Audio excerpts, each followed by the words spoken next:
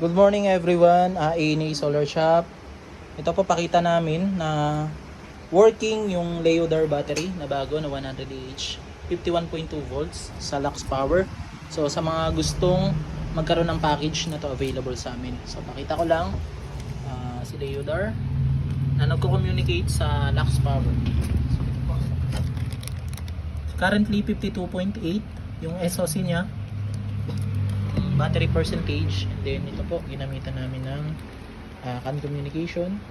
Then ito po yung Lux Power natin, 6 kilowatt po to, available sa amin na hybrid on grid. So check-in po natin kung nagko-communicate. So, tingnan natin yung battery info nya. So ayan po yung battery info nya, nare-read nya 52% and 52 volts. So, working po ang Lux Power with Leodar battery via CAN communication. So sa may mga gusto, PM lang po kayo sa page namin. FB page po namin is A&A Solar Store, and then yung Lazada po namin is A&A Solar Shop.